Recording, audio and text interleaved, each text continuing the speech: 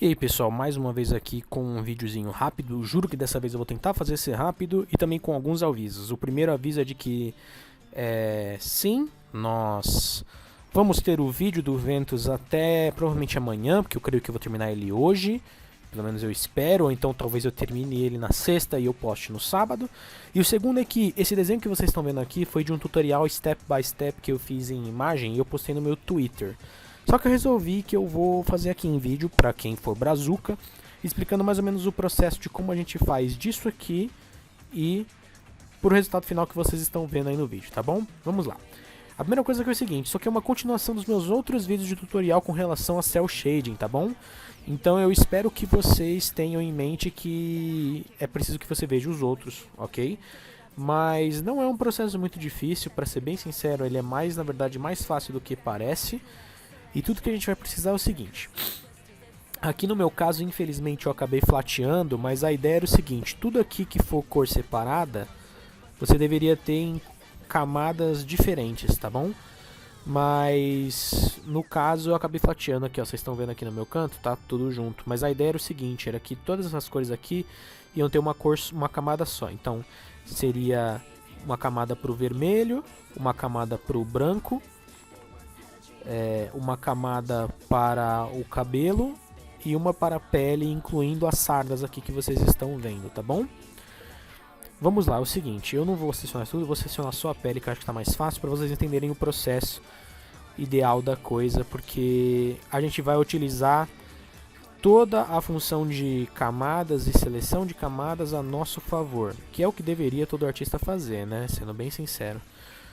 Mas geralmente a galera acaba não fazendo, mais por uma falta de costume ou porque ouve de alguns outros artistas mais experientes que é legal você fazendo uma coisa só para economizar espaço, caramba. Mas eu vou fazer o seguinte, eu vou copiar isso aqui eu vou tirar, e aí essa parada aqui eu vou fazer o seguinte, essas duas paradas vão ficar numa pasta, pronto. E aí aqui vai ser o seguinte, digamos que tudo estivesse separado, tá bom? Aqui no meu caso só está separada a pele dela, mas vocês vão entender o porquê. Vamos lá. O primeiro passo para você fazer um cel shading mais interessante é que a gente vai fazer um princípio de como se fosse um estilo de pintura grayscale. Então a gente vai colocar aqui uma máscara por cima de tudo aqui com um tom de cinza, e a partir daqui a gente vai fazer as bases do highlight. Como assim a base do highlight? Vamos lá. Eu vou fazer o seguinte. Isso aqui é a base do meu highlight, tá bom? Por que base? Aqui no caso vocês estão vendo que elas estão com tons diferentes, mas digamos que elas estivessem todas aqui, na verdade eu vou copiar elas para mim fundir elas, tá bom? A gente sempre vai fazer a base do nosso highlight com a cor branca. E eu fiz besteira, esqueci de marcar o alfa, beleza, com a cor branca e no modo shine ou adição. Só que a gente sempre vai começar utilizando de 10% de opacidade. Os 10% é como se fosse o chão, vamos dizer assim, o piso do mínimo do valor. Porque menos que 10 fica muito fraco e mais que 10 fica muito brilhoso. E isso aqui tem que ser só uma espécie de tom intermediário de luz. Porque na verdade é o seguinte, quando a gente está falando do cel shading, essa parte aqui que está embaixo, que é a base de cores, na verdade em inglês os artistas geralmente eles chamam de midtones, porque o tom que vai ser mais escuro é a sombra e o tom que vai ser mais claro são as luzes, né? Que no caso estão aqui, ó. E aí todas elas juntas formam o processo completo de como a luz e a sombra vai funcionar. Mas o ponto é o seguinte, ainda com essa máscara aqui ativada, o primeiro passo que a gente tem que fazer é a base do nosso highlight. Isso aqui eu fiz com esse pincel aqui, ó. O pincel sólido. Só que o que eu fiz? Basicamente, eu vou apagar aqui rapidinho só para me mostrar para vocês. Só que basicamente o processo é... eu faço ele utilizando formas geométricas que acompanhem a superfície que está aqui encaixada. Só que depois a gente usa o blur para dar aquele aspecto de glow que geralmente tem. Só que como a superfície, por exemplo, aqui do seio dela é bem redondo, ele é um formato mais esférico, ovalado, a gente pode utilizar o blur bastante até sumir uma das arestas para parecer que é a luz espalhando, tá bom? Eu vou voltar ao original que eu tinha feito, porque eu acho que é bom manter esse esquema. E a partir daqui, utilizando um cinza, a gente vai fazer o seguinte processo. Utilizando o branco também, a gente faria, na verdade, o Highlight Peak. Aqui ele, na verdade, está usando uma outra cor, mas eu vou, digamos que isso aqui fosse branco, tá bom? E mesmo processo também, você vai usar o Blur para dar uma amaciada e dar aquele aspecto de glow, porque caso contrário, ele ia ficar, na verdade, só assim. E aí a ideia é a gente fazer isso e depois passar um Blur nele para dar o aspecto de brilho. E aí uma vez que a gente tem isso, a gente começa a fazer as sombras. Só que no caso aqui as sombras, a gente vai fazer da seguinte forma, a gente vai fazer ela com um tom, na verdade deixa eu até salvar essa cor aqui, que é importante a gente ter ela, para o próximo passo que eu vou explicar para vocês. Mas a gente pode deixar tanto em shade ou multiply, vai basear naquilo que a gente quer atingir com relação a intensidade da sombra que a gente quer. Ó, em shade fica bem escuro, mas eu vou deixar em multiply, vai? E aí por cima desse multiply, tá vendo que tá numa camada aqui, ó, separada? A gente vai fazer uma clipping mask e utilizando um tom de vermelho a gente vai fazer o Terminator Effect, que é aquele ponto onde a sombra encontra a parte mais clara. Geralmente é um efeito de luz que acontece, inclusive na vida real, mas é só para dar um chablau na coisa. Uma vez que a gente tem essa base pronta, a gente pode desativar a nossa máscara cinza e o aspecto do trabalho vai ficar mais ou menos assim. E aí a partir daqui, como a gente tem tudo separado em cores, a gente vai poder fazer certinho aquilo que a gente quer fazer. Então vamos lá. A gente muda primeiro a luz, e aí pegando aqui a luz dos picos, só para mim pegar a cor que eu queria usar, que eu tinha que usar na verdade, que está aqui para cima, vou colocar em modo shine de novo, a gente vai mudar a nossa Highlight Base. E aí eu vou vir aqui e colocar essa cor, que é a cor aqui de frente do branco, ó, ela pega até um tomzinho laranja. E o truque é o seguinte, uma vez que a gente estiver utilizando teoria de cores, a gente pode literalmente melhorar muito o resultado do nosso trabalho. E como funciona a teoria de cores? Que seria aquelas combinações, cores opostas ou complementares, cores análogas ou monocromático. Se eu quisesse fazer esse desenho ter um tom monocromático, tanto a minha luz quanto a minha sombra teriam o mesmo tom. Só que geralmente é mais interessante utilizar, lógico, vai depender do ambiente e da ideia que você quer executar. Mas, por exemplo, num ambiente um pouco mais variado, é interessante fazer uma cor complementar. E como que é complementar? As cores elas são opostas aqui na roda cromática, por exemplo. Então, o tom de laranja vai ter como cor complementar um tom de azul. E aí, utilizando um azul, você vai e coloca aqui no Multiply, na sombra. E você já tem basicamente a cor que você quer. Se eu, inclusive, voltar para o Shade, fica até mais interessante do que eu estava querendo mesmo. E aí, é claro, você vem aqui, geralmente, por exemplo, se você pegou esse azul aqui. Se eu colocar esse azul, ó, fica muito saturado. Aí você vai e brinca com Hue Saturation até você chegar num tom mais ou menos que fique baseado na sua ideia, né? Só que um outro ponto interessante é que é o seguinte, tá vendo que aqui o Highlight Base em 10%, que é o mínimo, faz com que as cores meio que desaparecem um pouco? No vermelho ela tá bem fraca, no cabelo ainda dá pra ver, e na pele, até na pele tá fraquinho, né? Tá mais uma ideia mais ou menos, né? Não tá muito forte. A ideia é que a gente tem as cores aqui, lembra? Separadas. A gente pode selecionar elas, recortar da nossa base, e aí manualmente ajustar a opacidade para mais de 10, por exemplo.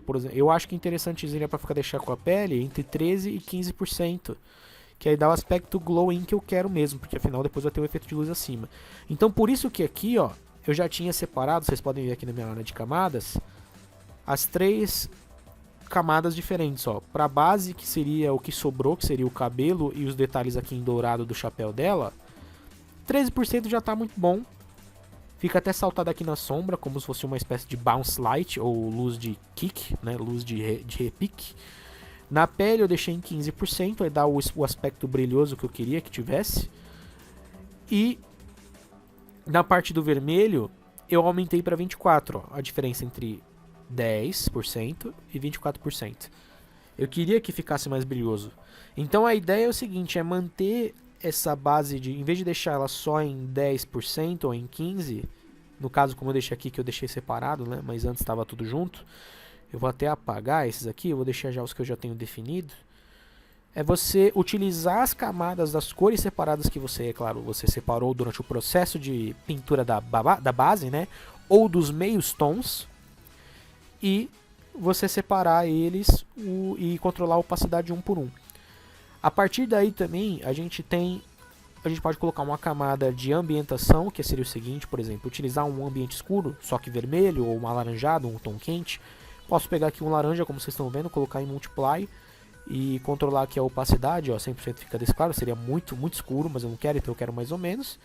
Aí a gente pode também fazer uma camada aqui, um fundo preto, para dar o ajuste do valor que a gente quer. É interessante fazer um Bounce Light também, o Bounce Light a gente faz no mesmo processo que a gente faz a base do nosso highlight aqui, só que no caso do Bounce Light a gente vai utilizar uma cor também oposta à sombra, né? Ou melhor, oposta à luz. Se a luz é laranja, a complementar oposta dela é azul, aí a gente faz um Bounce Light azul, fica bem bonito. E utilizando também a mesma cor de base da luz, a gente pode fazer aqui uma luz difusa rapidinho, bem de leve, usando um airbrush. E aí também concluir com alguns efeitos para dar aquele tchan na imagem. Só que o mais interessante é que a gente pode fazer o seguinte. Eu posso, por exemplo, fazer tudo isso aqui, se eu quiser mudar todo esse esquema de cores, eu posso. Inclusive, só para facilitar, eu vou flatear a minha base total já porque eu setei os valores dela. Eu posso muito bem vir aqui, por exemplo, eu quero fazer uma luz verde. E aí eu vou colocar o Highlight Peak também em verde. E eu vou colocar o Diffuse Light também em verde. E aí tá vendo aqui, ó, ficou meio mais ou menos. Só que a cor oposta do verde é um roxo. Eu posso vir aqui e pegar um roxo. Vir aqui na camada de sombra. E ó, fica bastante interessante. Na real ainda tá um pouco muito claro. Eu gostaria de fazer um pouco mais escuro e um pouco mais... Ó, pronto. Já cheguei numa outra combinação de ambientação. E ainda dentro dessa lógica de cores opostas, cores complementares. Se eu quiser fazer ele... o Bounce Light eu posso fazer também com essa mesma cor aqui, que é a cor oposta da luz original. Ó, fica bem bonito.